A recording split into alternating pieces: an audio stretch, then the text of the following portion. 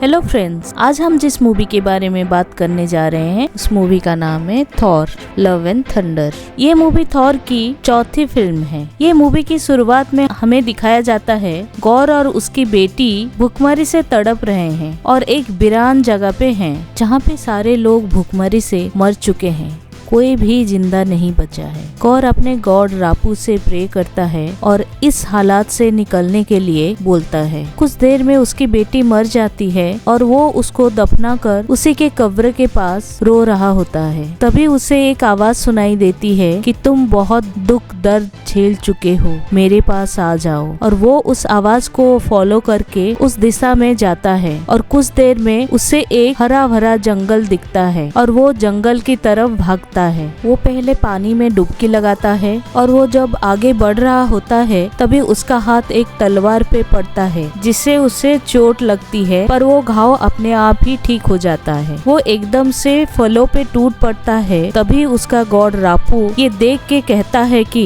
ये कौन सा प्राणी है जो मेरा फल इस तरह से खा रहा है। रापू की आवाज सुनते ही गौर उसे नमस्कार करता है और तभी रापू कहता है कि ये तो मेरा ही भक्त है। और वहाँ पे मौजूद बाकी प्राणी उस पे हंसने लगते हैं। वो गुहार लगाता है, वो उसका आखिरी वक्त है और बताता है कि धरती नष्ट हो गई है, लेकिन उसका भरोसा कभी डगमगाया नहीं और उनको इंतजार है कि रापू उनका उद्धार करने वहाँ आएगा। ये सुनकर रापू जोर जोर से हंसते हुए उससे कहता है कि ये जश्न उसके लिए नहीं बल्कि इसलिए है क्योंकि उसने अपने दुश्मनों को मार गिराया है जो कि वहीं पास में पड़ा था। वो उसे नेक्रोसोर के बारे में बताता है। गौर उसे कहता है कि उसकी बेटी मर गई है, लेकिन उसके दुख का रापू मजाक उड़ाता है और कहता है कि भगवान के लिए भक्त तो बलिदान देता ही है। ये सुनकर गौर उससे कहता है कि रापू कोई देवता नहीं है और अपना लॉकेट तोड़कर फेंक देता है। ये देख के रापू को बहुत गुस्सा आता है और वो उसे गले से पकड़कर उसे मारने लगता है। जब वो मर रहा होता है तभी अचानक से वो तलवार उसके हाथ में आ जाती है जिसे वो रापू को मार डालता है। तलवार उसे कहती है कि वो सभी देवताओं को मार डाले और इसके लिए उसे इटर्निटी के पास जाना होगा। रापू मरने से पहले उसे कहता है कि तलवार एक श्राप है, लेकिन गौर उसे वरदान की तरह मानता है और वो सौगंध लेता है कि सारे देवता मरेंगे। सीन शिफ्ट होता है और हम देखते हैं कि गौर कुछ बच्चों को थॉर की कहानी सुना रहा होता है जिसमें वो उसके बचपन से लेकर बड़े होने तक सारी बातें बताता है। वो जेन फोस्टर के बारे में भी कहता है। थॉर जिससे भी प्यार करता था सब मर जाते थे। उसकी मम्मी, पापा, दोस्त, हेमदाल और भाई भी मर चुका है। वो गैलेक्सी के गार्डियंस के साथ मिलकर काम कर रहा था, लेकिन फिर भी उसका मन अभी भी शांत नहीं था। उसे हमेशा इस बात का इंतजार रहता था कि कोई उसे बुलाए और कहे कि अब जंग में उसकी जरूरत है। तभी हम देखते हैं कि स्टार लॉर्ड थॉर को लड़ाई में शामिल होने के लिए कहता है। उस प्लैनेट का राजा यकाती उसे लुटेरों से बचाने के लिए कहता है। थॉर लड़ता है और काफी सारे एलियंस को मार देता है। सीन शिफ्ट होता है और हम जेन फोस्टर को देखते हैं जो कि एक कैंसर पेशेंट है और कुछ दिनों में वो मरने वाली है। वो अभी भी काम करना चाहती है, लेकिन उसकी दोस्त उसे आराम करने के लिए कहती है। जेन को एक किताब मिलती है जिसमें म्यूनिर के बारे में लिखा हुआ होता है और वो समझ पाती है कि म्यूनिर की मदद से वो शायद ठीक हो सकती है। सीन शिफ्ट होता है और हम देखते हैं कि न्यू एस्गार्ड में एक ड्रामा चल रहा है जिसमें थॉर के हथौड़े के टूटने की कहानी बताई जा रही थी। वहाँ पे हम म्यूनिर को भी देखते हैं जिसके टुकड़े रखे हुए थे। जेन के वहाँ आ जाते ही टुकड़े जुड़ जाते हैं। अगले सीन में हम देखते हैं कि राजा यकाती थॉर को 2 बकरियां भेंट करते हैं। वो वापस गार्डियंस के जहाज पे जाता है जहाँ पे वो देखता है कि बहुत सारे प्लैनेट से डिस्ट्रेस सिग्नल आ रहे हैं। इन्हीं सिग्नल में से वो अपने दोस्त शिव को देखता है और अपने दोस्तों से विदा लेकर वो तुरंत उसकी मदद के लिए जाता है। उसके साथ कॉर्ग और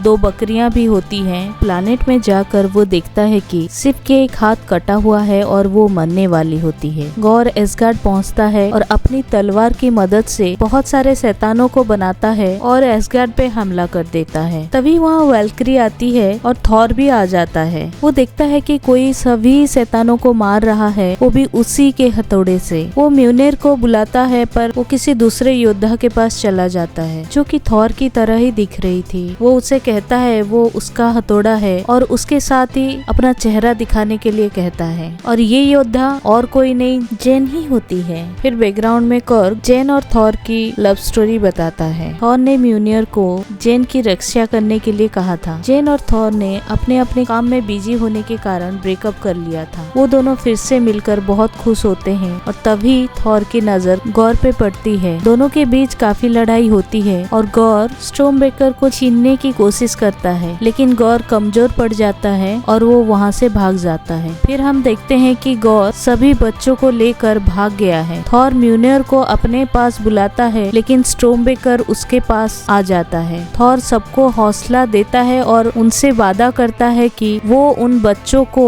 बचा लेगा। थॉर जेन को निक्रोसोर के बारे में बताता है। तभी वहाँ एक्सेल दिखाई देता है जो कि हेमदाल का बेटा है। उसकी मदद से वो वहाँ पहुँच जाता है जहाँ सभी बच्चे कैद थे। वो उनसे कहता है कि वो उनको जरूर बचा लेगा और वो उसके लिए एक टीम बना रहा है। थॉर कहता है कि बच्चे शैडो रियल में हैं और उन्हें वहाँ जाने से पहले देवताओं की टीम बनानी होगी। वो ओमनीपोटेंट सिटी जाने का प्लान बनाता है और फिर वो एक जहाज को रेडी करते हैं जिसमें वो उन 2 बकरियों को बांध देते हैं। जेन थॉर को बताती है कि म्यूनी ने ही उसे अपने पास बुलाया था। जेन अपनी माँ को याद करती है जिन्होंने उसे कहा था कि कुछ भी हो जाए वो कभी लड़ना ना छोड़े। वो लोग ओमनीपोटेंट सिटी पहुँच जाते हैं। जेन अपने डायलॉग्स बोलकर मजाक करती है और थॉर से पूछती है क्या उसकी कोई गर्लफ्रेंड है। उधर गौर बच्चों से मिलता है और उनको डराता है और एक्सेल उसे कहता है कि थॉर उन्हें बचाने आ रहा है। ओमनीपोटेंट सिटी में वो लोग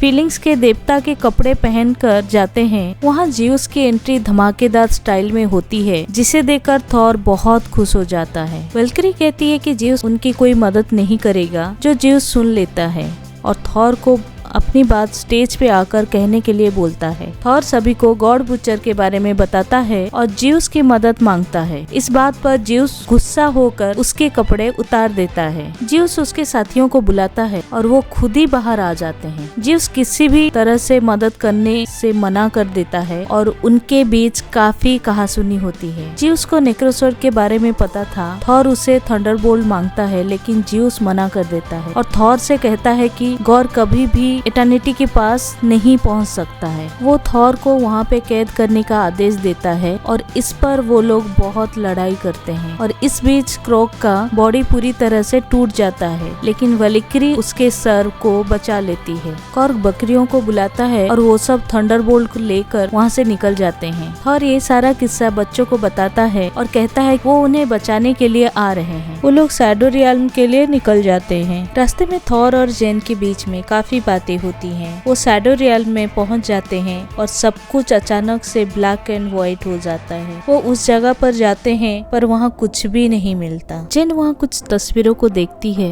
और समझ जाती है कि ये कोई चाल है और गौर स्टॉर्मब्रेकर को लेकर इटर्निटी के दरवाजे को खोलना चाहता है। गौर जेन को कहता है कि वो भी उसी की तरह मरने वाली है। जैसे तलवार की ताकत उसे मार रही है, उसी तरह म्यूनिर की ताकत से वो बच नहीं सकती। ये सब थॉर सुन रहा होता है और फिर वो स्टॉर्मब्रेकर को आखिरकार बुला ही लेता है। वहाँ पे बहुत सारे साए वाले शैतान भी आ जाते हैं और उनके बीच भयंकर लड़ाई होती है। जब थॉर वाइट फ्रॉस्ट की मदद से पृथ्वी जाने वाला होता है तभी गौर उससे स्टॉर्मब्रेकर छीन लेता है। वो लोग वापस एस्गार्ड पहुँच जाते हैं और हमें पता चलता है कि म्यूनिर यूज करने की वजह से जेन काफी कमजोर हो चुकी है और उस पे दवाइयों का कोई असर नहीं हो रहा है। डॉक्टर थॉर से कहती है कि अगर जेन फिर से थॉर बनती है तो ये उसके लिए बहुत खतरनाक होगा और उसकी मौत भी हो सकती है। थॉर अकेले ही बच्चों को बचाने के लिए जाने का फैसला करता है। थॉर बच्चों के पास पहुंच जाता है और देखता है कि गौर स्टॉर्मब्रेकर की मदद से इटर्निटी के दरवाजे को खोलने की कोशिश कर रहा है। गौर अपने तलवार से परछाई के शैतान बनाता है और तभी थॉर बच्चों को अपनी शक्तियाँ दे देता है। इसके बाद बच्चे भी अपने टॉयज को हथियार बनाकर लड़ने लगते हैं। थॉर और गौर के बीच में लड़ाई होती है थॉर कमजोर पड़ने लगता है। जेन को एहसास होता है कि थॉर की जान खतरे में है और अचानक से वो माइटी थॉर बनकर वहाँ आ जाती है। जेन गॉर से लड़ती है और थॉर स्टॉर्मबेकर को रोकने की कोशिश करता है। जेन गॉर के तलवार को तोड़ देती है, लेकिन ये सब करने में वो बहुत कमजोर पड़ जाती है। थॉर स्टॉर्मबेकर को आजाद करके एलेक्स को देते हुए कहता है कि वो बच्चों को लेकर वापस चला जाए, लेकिन हम देखते हैं कि इटर्निटी के दरवाजे खुल गए हैं और गॉर उसकी तरफ जा रहा है। थॉर गॉर को विश मांगने से पहले ही रोक देता है और उसे कहता है कि मौत और बदले से उसे शांति नहीं मिलेगी और उसे कहता है कि प्यार से बड़ी कोई चीज नहीं है। वो जब जेन की तरफ जाने लगता है तो गॉर उसे पूछता है कि वो पीछे क्यों जा रहा है, जिसपे थॉर कहता है कि जब वो मरने ही वाला है तो वो अपने आखिरी पल जेन के साथ क्यों ना बिताए। गॉर कहता है कि वो मरने ही वाला है और अगर अपनी बेटी को जिंदा किया तो उसका ख्याल कौन रखेगा। इस पर जेन कहती है थॉर उसका ख्याल रखेगा। गॉर अपनी बेटी को अलविदा कहकर मर जाता है और उधर जेन भी थॉर के बाहों में दम तोड़ देती है। फिर हम देखते हैं कि माइटी थॉर की एक बड़ी मूर्ति बनाई गई है और विलेक्री सब बच्चों को सेल्फ डिफेंस की ट्रेनिंग दे रही है। थॉर उस बच्ची का बहुत ख्याल रखता है और उसका नाम लव रखता है और उसके पास भी देवताओं की शक्तियां हैं। अब वो दोनों उन लोगों की मदद करते हैं जो अपनी लड़ाई खुद नहीं लड़ सकते और वो लोग कहलाते हैं love and thunder. And credits में हम देखते हैं कि ज्यूस अभी भी जिंदा है और इंसान अभी देवताओं को कुछ नहीं मांगते हैं। ज्यूस इंसानों को डराने के लिए हरकुलेस को थॉर को मारने के लिए कहता है। जेन को भी दिखाया जाता है जो कि अब वालाहल्ला के गेट पे है। हेमदाल उसे स्वागत करता है क्योंकि वो माइटी थॉर बनके लड़ते हुए एक योद्धा की मौत मरी थी। इसी के साथ ये मूवी एंड हो जाती है। आप लोगों को ये मूवी कैसी लगी कमेंट करके जरूर बताएं। वीडियो पसंद आया तो प्लीज लाइक एंड सब्सक्राइब करें। आज के लिए इतना ही, फिर मिलते हैं अगले वीडियो में। Bye bye, take care.